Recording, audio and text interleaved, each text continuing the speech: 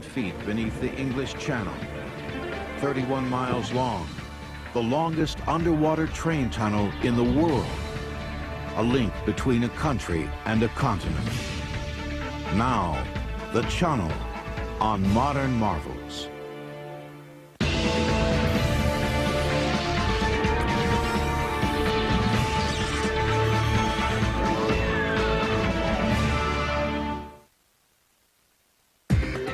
Modern Marvels. It used to be that the only practical way to get from England's famed White Cliffs of Dover across the English Channel to the French coast was by boat. The trip across the temperamental currents of the Channel could be unpredictable and unpleasant. Now, crossing the Channel is a 35-minute snap, a simple matter of shooting by train through the longest underwater tunnel in the world, at speeds of up to 100 miles an hour. Passenger trains can now speed from Paris to London in 3 hours. Shuttles carry trucks and cars which drive aboard remarkable open-ended wagons and line up bumper to bumper. It's quite a pleasant experience, actually. It's much nicer than travelling on a boat or the Seikan or anything else, because it's not so choppy.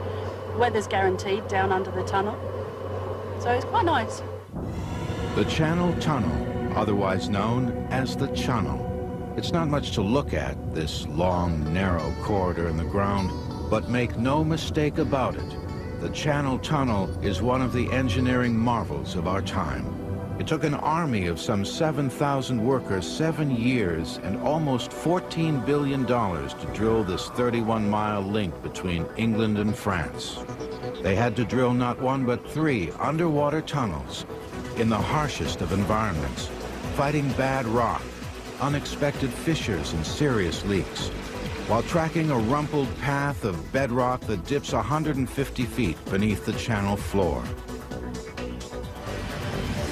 To drive a tunnel 30 miles through chalk and to then fit it out as a railway system, to build 2 very large road rail interchanges at each end and to complete the project was an achievement.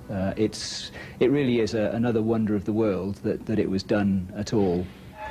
The chunneling team also had to overcome a cultural divide between England and France and a deep hostility to the very idea of linking the 2 lands. Here we were connecting 2 countries that hadn't been connected for 8,000 years.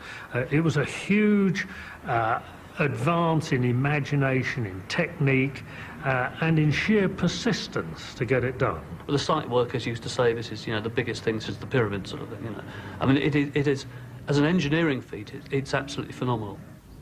Before the Chunnel opened in 1994, most people had to cross the English Channel, which averages 23 gale-force storms a year, by boat. The often stormy passage was one of the most heavily trafficked waterways in the world, with as many as 750 ships a day carrying people and freight between Britain and France. The dream of an alternative means of making the trip goes back at least as far as 1785, when a pioneering aviator flew over the Channel in a hot air balloon. It was a Frenchman named Albert Mathieu who in 1802 drew up the first serious plan for a Channel tunnel, envisioning a horse and buggy passageway to be ventilated with a chimney-like shaft drawing air from above the waterline. The proposal was as bold as it was impractical.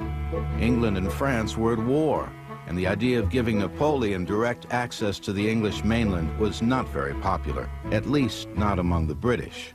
Another Frenchman, Thomas de Gaumond, was the next champion of the Channel Tunnel idea.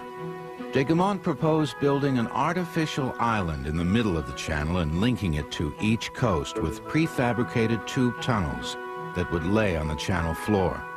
To allay British fears, he included flood valves in his design that could inundate French troops in case of an attack. Other 19th century schemes for a cross-channel link included one for a kind of submarine on wheels, and another for an underwater tube suspended by a long line of floating anchors. The invention of the tunnel boring machine, or TBM, in 1875 brought new life to the Channel Tunnel idea. This massive air-powered drill was, in its essentials, identical to the TBMs in use today, with a rotating drill head that could gnaw through the toughest geology at the then phenomenal speed of an inch a minute. In 1881, pioneering TBMs actually began drilling off the coast at Dover and on the French side at Calais. This 1881 tunnel was driven in the same chalk marl that we chose in 1985. The geologists knew that this was the best stratum. What they couldn't be sure of at that time was whether it went all the way across to France. I don't think they actually developed the notion of how you would get this tunnel all the way across. I think government said, prove to us that you can bore a tunnel in this material and that you know where to bore it. And that they did. And the tunnel is, what, about 7 feet in diameter. You can walk down it, and we did walk down it. And this rotary machine cut a beautiful, smooth, circular bore in the chalk. So it demonstrated it could be done. After a year of drilling, each TBM had burrowed more than 5,000 feet. But as the tunnel became more of a reality, English invasion fears returned. And the government pulled the plug on the project because officials said it would fatally weaken Britain's national defense. Support for a channel tunnel persisted in the new century, and the British government finally commissioned borings of the channel floor in the 1950s to see if tunneling was geologically sound. As luck would have it, a layer of rock called chalk marl, ideal for tunneling because it was easy to cut, strong and impermeable, ran the breadth of the channel from Dover to Calais. Unfortunately, the chalk marl was sandwiched between unstable layers of rock and clay that could collapse if disturbed and trigger a flood. Worse still, the path of the chalk was narrow and furrowed and would be extremely difficult to follow. Nevertheless, engineers were confident that they could follow the chalk marl, and in 1974, TBMs once again began to chew their way toward each other from either coast. And once again, the British backed out, ostensibly because government funding fell through, but also because the idea of connecting England to Europe was still highly controversial. The Brits, I suppose, we're an island race. And for generations we have felt safe from invasion because of this narrow strip of water. It doesn't make any sense in today's terms, but it stopped the Romans for a long while, and it actually kept Hitler on the right side of the water. I can remember in the days when I was trying to sell this idea to the public in 1985, having old ladies wave umbrellas at me from the front row saying, "You rascal, you know, we don't want to be connected to the French. There's a danger." The idea of a channel tunnel seemed dead in the water, so to speak, until it was revived unexpectedly in the 1980s by the unlikeliest of partners. England's conservative Prime Minister Margaret Thatcher and socialist French President François Mitterrand. Neither wanted to risk government funds on the project, but both were willing to allow banks and other investors to foot the bill and take the risk. It's really quite remarkable that these two particular leaders should have decided to get the act together and do it. But I think they each saw a wider political advantage to having their name upon this scheme. They knew that it could be done. A handful of attention-getting designs quickly came to the fore, including one for an outrageously long 21-mile suspension bridge, more than a dozen times the length of the Golden Gate.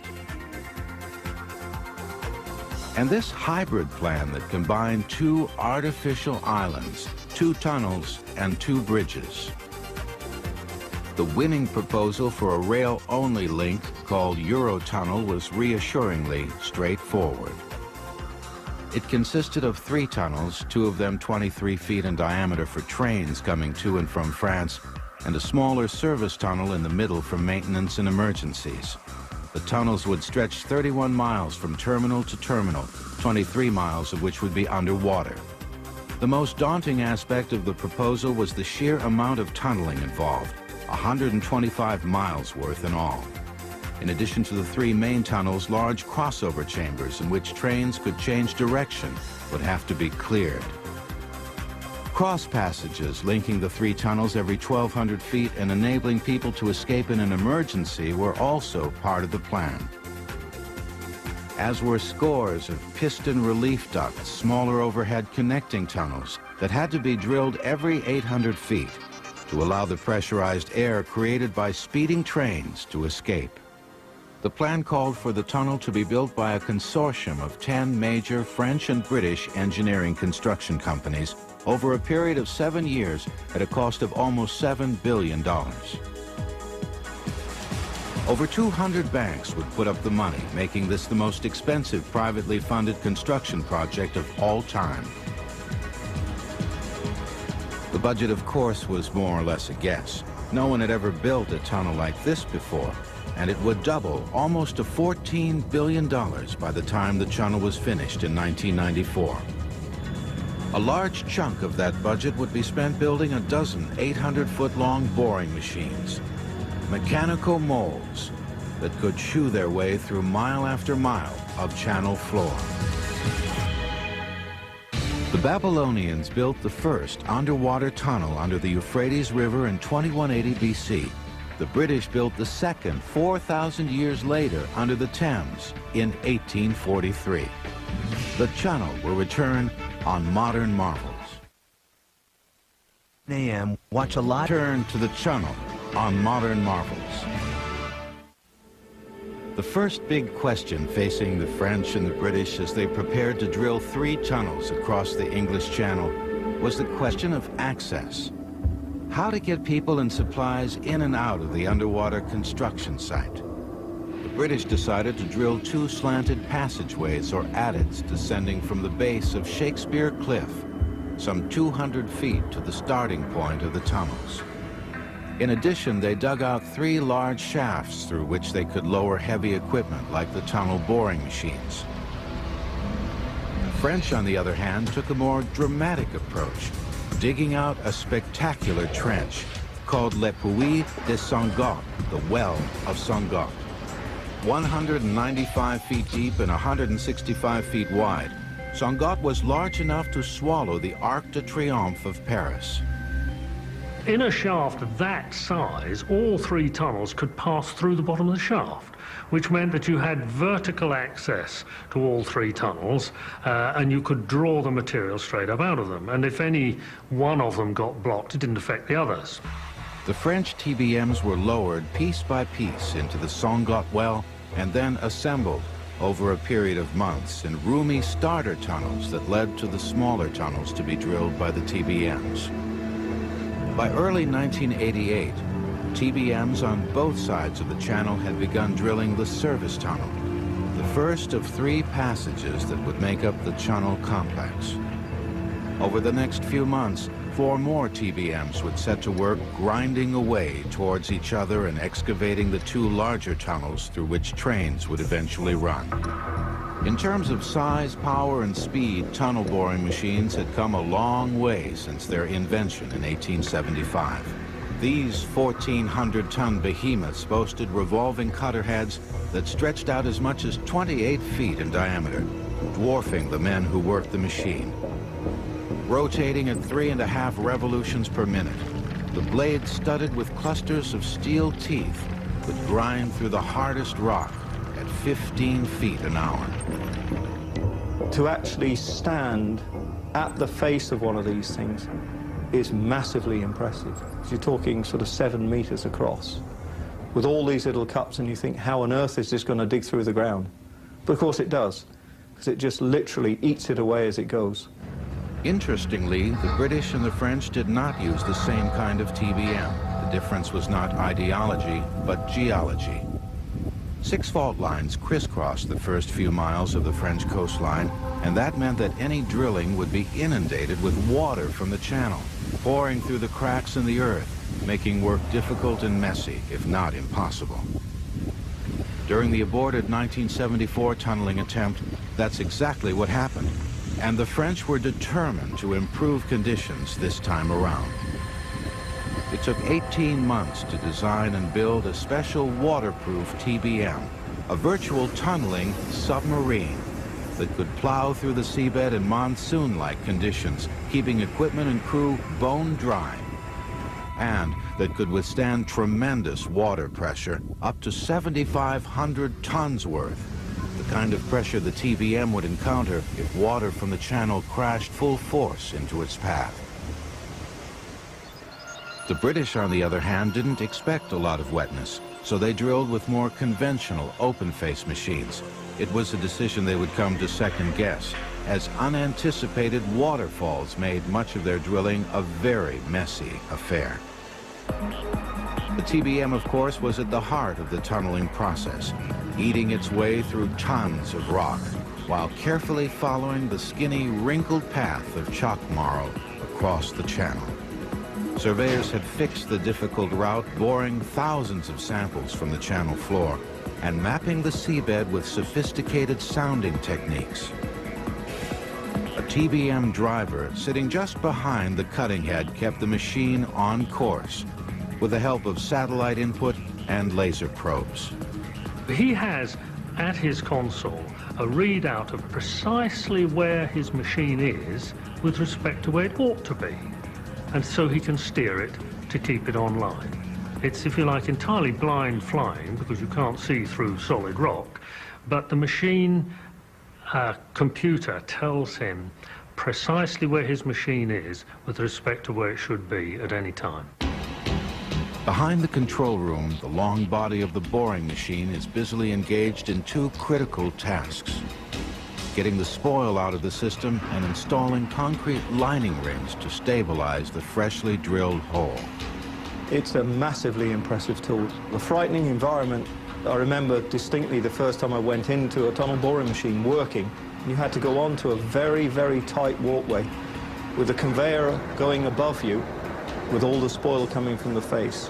And you'd walk up through all this complex machinery that was lifting segments of concrete, these huge segment linings, nine tons each.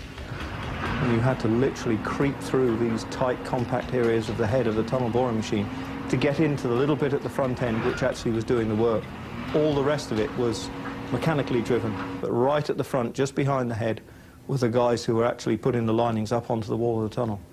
It would take about 20 minutes to erect a complete ring of lining behind the tunnel boring machine.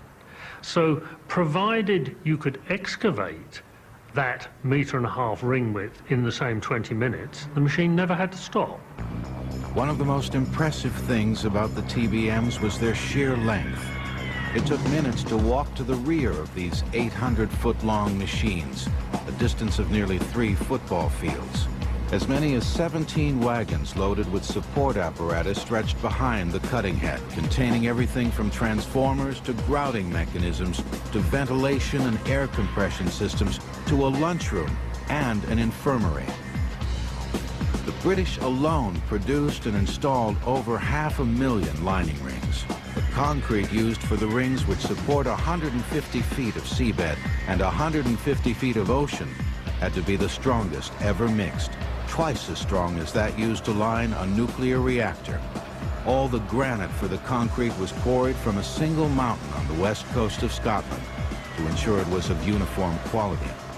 8 assembly lines churned out hundreds of different types of segments, including concrete rings that were 12 feet thick, used to prop up weaker passages. Spoil disposal was another huge and vital part of the tunneling process. Because their spoil was wet to begin with, the French mixed it with water to create a kind of slurry which they pumped a mile outside of Senghor and dumped atop an artificially created 125-acre basin called Fond Pignon. 6 pumps, each one strong enough to dump enough spoil per hour to fill a baseball diamond to a depth of 36 feet, spewed the slurry to the dump site. The British expected their spoil to be dry, so they opted to haul it out by conveyor belt and train. But once outside of the tunnel, the Brits weren't quite sure how to dispose of it. various different options were looked at, some of them requiring train loads of wet chalk to be taken around the country and lost somewhere. There were various environmental concerns about where we were going to dump this spoil. The logistics of moving it away quickly were very important, and in the end it was decided that we would leave it as close to the hole where it came out of the ground as possible. After looking at 90 possible dump sites, authorities opted to toss the spoil into the channel, adjacent to Shakespeare Cliff, the point at which it had been removed. This proved to be an immense undertaking. To keep the spoil intact so that it would solidify, a huge seawall was built and driven into the sea. The seawall frame was the largest sheet steel structure ever fabricated. As the 5 million tons of spoil rose up through the sea, it congealed and eventually added 73 acres of landmass to England. While spoil teams tossed tons of rock into the channel, TBM teams desperately fought to keep the channel out of the tunnel. But leaks and the possibility of catastrophic flooding would soon become a major concern. 11 men, 9 British, 2 French, lost their lives building the Chunnel. The Chunnel will return on Modern Marvels. The biggest danger in drilling an underwater tunnel is the ever-present possibility of hitting a fissure and triggering a flood. This was especially worrisome in the channel because the tunneling team had to follow a thin, crooked path of chalk marl that was surrounded by weak rock. Hitting bad ground could create cracks in the seabed and bring water pouring down. The thousands of boreholes that had been drilled to study the channel floor posed an even greater danger. Although you always specify that that borehole gets filled with concrete afterwards, contractors have a nasty habit of forgetting to put the cement in. And so you get a borehole full of stones. And you don't want, in an underwater tunnel, to intersect a hole full of stones that the water can rush down.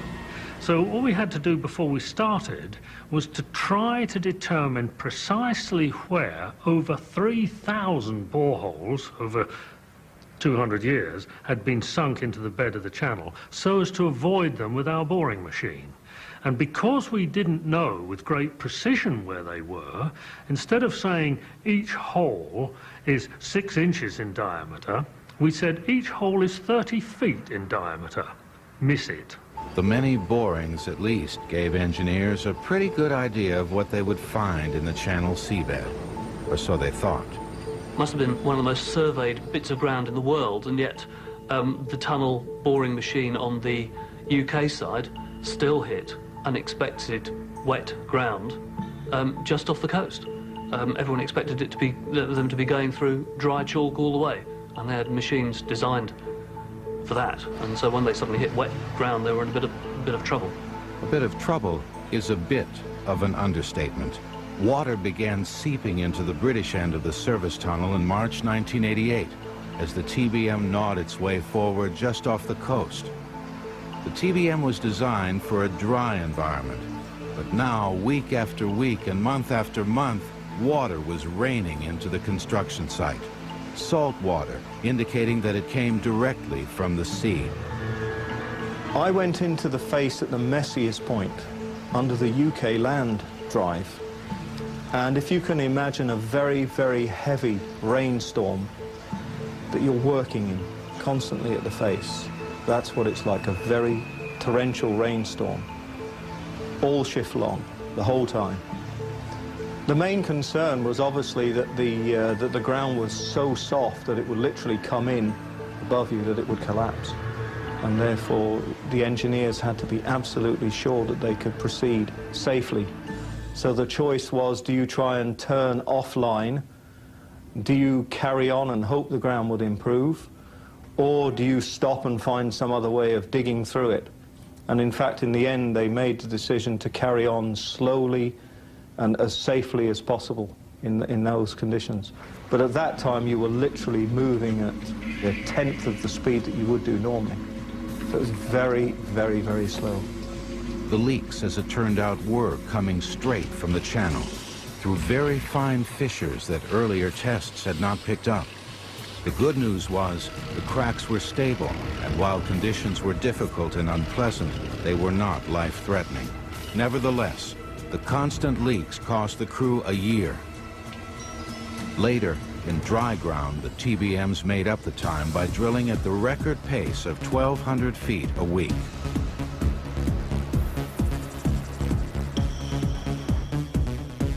Drilling through the channel bed was the glamorous part of the tunneling process, but supply logistics was a major, if more mundane, challenge.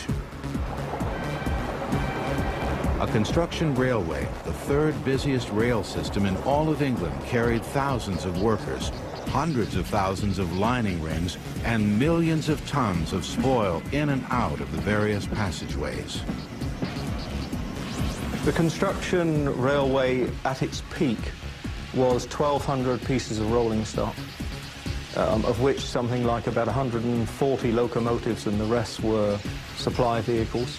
And we were busier than Heathrow Airport in terms of movements. And every single train went in fully loaded and came out bringing out goods and materials that had to be taken to the surface and disposed of. All told, the underground supply trains logged enough miles to go to the moon 5 times. Incredibly, the tracking system used to monitor the incessant traffic was nothing more than a magnetic board covered with colored magnets. A more high-tech computerized system would not have been as reliable in this wet underworld. It was an unbelievable headache. You had all the different tunnels with all the different segments. Each segment had to be numbered and supplied exactly to the number that was going into the tunnel. You had what we called bullets of concrete, which had a lifespan of 5 or 6 hours maximum. So they had to go down. If they were delayed, they went solid, and then they had to be dug out of the bullets, literally by hand. Interestingly, because of the congestion and long waits, and in order to keep down emissions in the tunnel, many of the workers rode to their job sites on mountain bikes. A lot of colleagues used to say that it was good fun going in on the bike, especially if you needed to keep fit. Because some of these guys were going up to 27K on a bicycle to the midpoint of the tunnel. The first 9 or 10K is downhill, and then it's very gentle from there onwards. It was only coming home was the difficult part. Up the hill, that was a difficult one. Even more difficult, making sure that the 2 TBMs eating their way towards each other under 31 miles of channel floor would meet in the middle. After 2.5 years of non-stop tunneling, the time had come for an underwater breakthrough. A British workforce of 3,587 lived in barracks at the job site, put in 10-hour shifts and earned between $1,000 and $3,500 a week, digging out the Channel Tunnel. Chunnel will return on Modern Marvels. A return to the Chunnel on Modern Marvels. One of the biggest questions hanging over the channel tunneling process was whether the tunnel boring machines worming their way towards each other from each coast over a period of years would really meet in the middle of the channel as planned. The TBMs could be off target by as much as 2 feet and still have room to swerve towards each other and hook up. But anything more, a deviation of a yard over a distance of 31 miles, would be ruinous. Tunnelers used lasers and geopositioning satellites to steer the TBMs. They also turned to micropaleontologists who analyzed tiny fossils in the soil to make sure they were on course. Chalk was laid down millions of years ago in a big freshwater lake with thousands and thousands of tiny little shell creatures crushed by the weight of material on the top and forming chalk. So in order to ensure that we knew exactly which piece of chalk we were in, we had micropaleontologists employed who would take away a sample of the clay, put it under the microscope, and recognize these microscopic little shells. And if they didn't see the ones we expected, they would say, "You're in the wrong stuff, chaps. You'd better alter the level of your tunnel until you find this correct stratum." So we were constantly drilling ahead of our machine and taking samples. On October 30th, 1990, after 2.5 years of continuous drilling, the French TBM had eaten its way through 41,612 meters of the service tunnel and was poised to break through on the British side. For the Eurotunnel team, this was the moment of truth. However blasé engineers like myself may appear, of course, it's a bit nerve-wracking because until you actually join, you can't be sure how precise you are. In order to finally align the tunnels, a small hand-excavated tunnel was driven from one tunnel to the other, through which we could, as we say, close the traverse of the survey and tell ourselves precisely what the junction error was.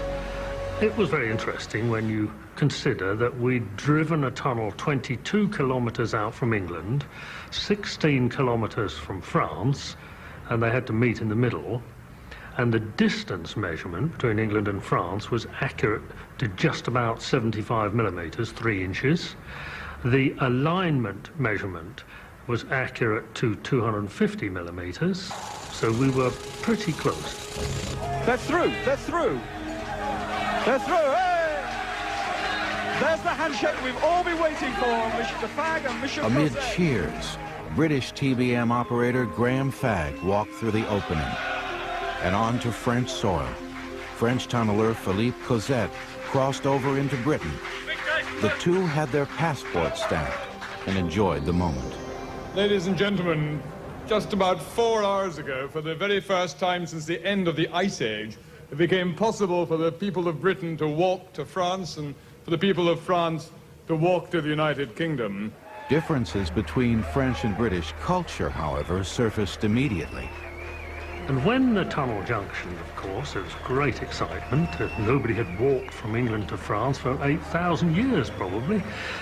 So when the hole was broken through, we rushed through into the French side, where there were 2 tables laden with jeroboams of champagne, and a lot of them were ready poured into flutes for us to drink, which we did. The French, of course, rushed into the English side, where there were similar 2 tables laden with plastic cups and mineral water. And the Entente Cordiale nearly collapsed at that point.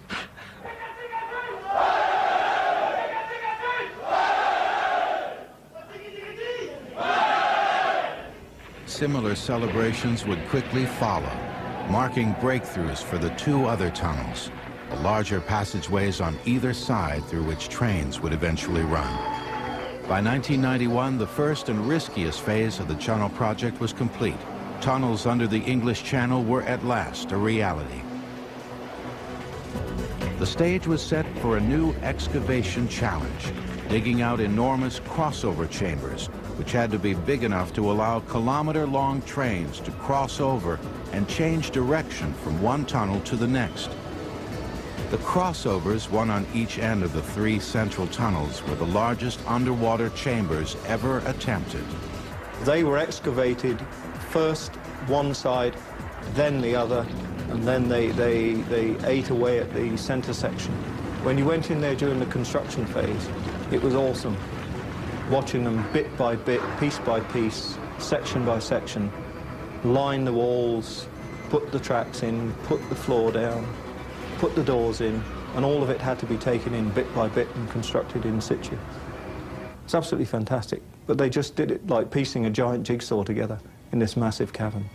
The caverns were too large for the TBM teams to quickly install concrete lining rings as they had done in the tunnels. Instead, they used a temporary support technique called shotcreting, spraying a layer of concrete onto the high ceilings and walls to keep them from crumbling. Shotcrete is a thin skin of sprayed concrete to spray directly onto the rock. It creates, if you like, an eggshell structure within the rock, which will stand, as we know, for a considerable period. And that gives us time to advance through and take out all the excavation, and then we can cast inside it a concrete lining at our leisure. The stability of the concrete walls would be severely tested soon after the Chunnel opened, in a devastating trial by fire. Electrified fences, baited traps, pits and dart guns all protect the Chunnel from rabid foxes and terrorist attack. Modern marvels will return. Now return to the Chunnel on Modern Marvels. Putting a train tunnel through the English Channel involved more than, well, just putting a tunnel through the channel. A 31-mile passageway, 23 miles of it underwater, requires its own infrastructure, including cooling, pumping, and ventilation systems that make the whole operation efficient and safe. This is actually W1 pump station, one of three, all told. You've got two on the English side and one on the French side. 5 pumping stations like the service tunnel are responsible for keeping the underground pathways dry. Engineers planned for water to seep down from the channel at the rate of 150 liters per second, which sounds like a lot, but works out to a liter per kilometer. Minimal seepage is a good thing, relieving some of the stress created by the immense weight of the seabed and the channel. Pipes are everywhere in the Chunnel complex. Pipes that keep it dry and pipes that keep it cool, carrying cold water through all the passageways. If we didn't cool the tunnel, the friction of the trains moving through the air would cause the temperature to rise to about 30 to 50 degrees centigrade, which is somewhere in the region of about 120, 140 degrees Fahrenheit. This would mean that air conditioning of the through trains and the shuttles would be extremely expensive in fuel, and you'd get a circular argument of heat generated, air conditioning throwing out more heat, and therefore we have to cool it. Cold water keeps the temperature in the Chunnel a constant 50 degrees. The water in the pipes is chilled here at a cooling plant at the foot of Shakespeare Cliff, next to the original entry point to the tunnel worksite. When it's cold outside, a series of radiator-like fans are enough to keep the pipes cool. In warm weather, enormous chillers are used, 4 of them, each one loaded with 5 tons of refrigerant, the equivalent of 5,000 home freezers. The chillers are among the most powerful in Europe. Each one can reduce the temperature of 200 gallons of water by 6 degrees in a single second. As you can see, it's very windy, about 15 miles an hour. Ventilation of the Chunnel is another vital issue. There has to be a way of getting fresh air into the passageways and of controlling smoke or toxic fumes in case of emergency. Huge ventilators housing gigantic fans, each one equipped with 34 blades, do just that, blowing a constant draft, 161 cubic meters of fresh air per second through shafts like this one in the service tunnel, which distributes the air to the other passageways. Much of the air stays in the service tunnel, which is pressurized to provide a safe haven during a fire. By maintaining higher air pressure in here, smoke or other contaminated air can't seep in from the outside.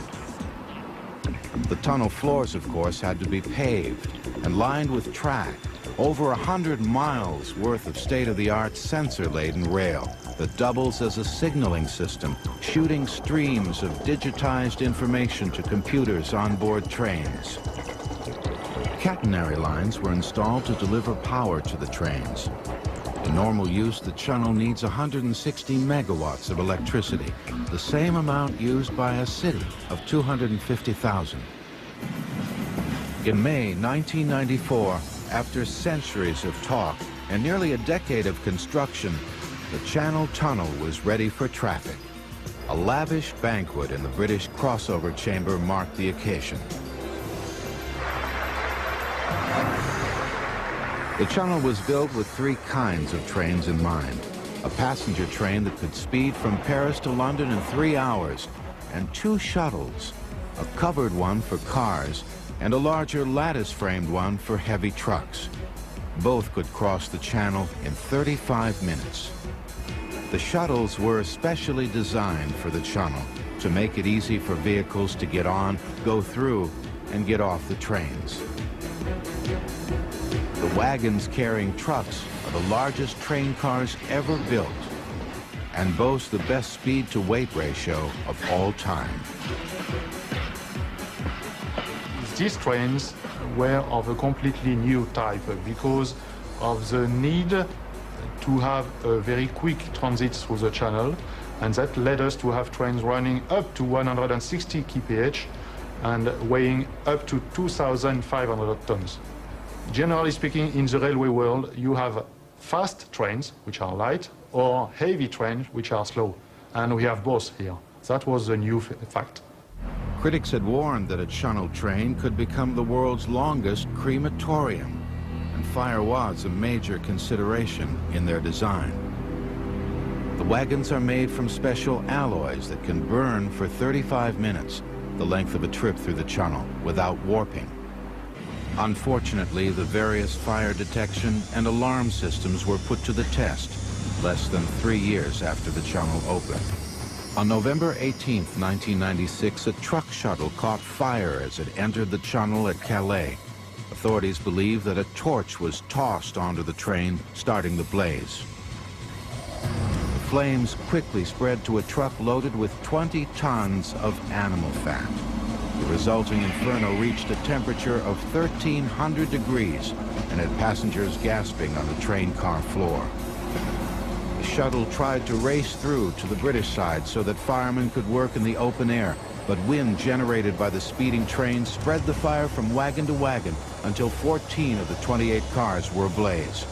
Finally, the Euro shuttle came to a stop about 10 miles out of Calais.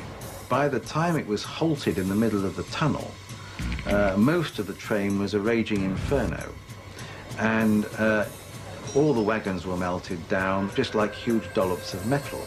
And they did have to be prized away from the line. The line was totally destroyed.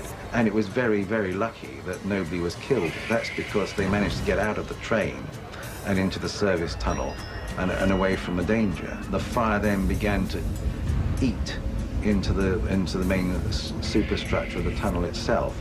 Given another hour or two, if that fire hadn't been brought under control, maybe there would have been a collapse, which would have brought the whole thing down.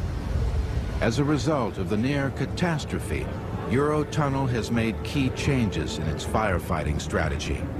Instead of ramming through to daylight in a literal blaze, the plan now is to stop in the tunnel, let passengers escape to safety, and fight the fire with hoses and suppressants on board the train. The fire has certainly not deterred people from using the Chunnel. 31 million people a year, 1,000 cars an hour, now cross the English Channel from below. Many of them make day trips from England to France to shop.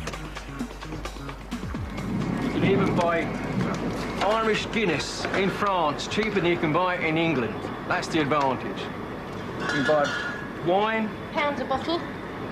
People will go from the UK across to France for a night out and then come back. I mean, that is just extraordinary. It wouldn't have happened, you know, it couldn't have happened 20 years ago. Chunnel traffic is expected to double by 2010, and Eurotunnel has already submitted plans for a second channel tunnel, possibly for cars as well as trains, to be built in 2020. This despite the fact that it'll still be years, perhaps decades, before Eurotunnel investors see any profit on their historic venture. All earnings so far have gone to pay off the immense debt incurred in funding the $14 billion project. But numbers don't really tell the story of the Channel Tunnel, a story not so much of profit and loss as of incredible engineering and the irrepressible human desire to stretch across distances, overcome natural and cultural boundaries, extend the limits of technology, and find a cheaper bottle of wine. Squids use ink to cloud the water and escape. We use it to draft our freedom. Some even use it for some freaky-looking tattoos. It's one of the most useful inventions of all time. 3,000 years in the making. Don't miss Ink on Modern Marvels. Tonight at 10 on the History Channel. Bolivia.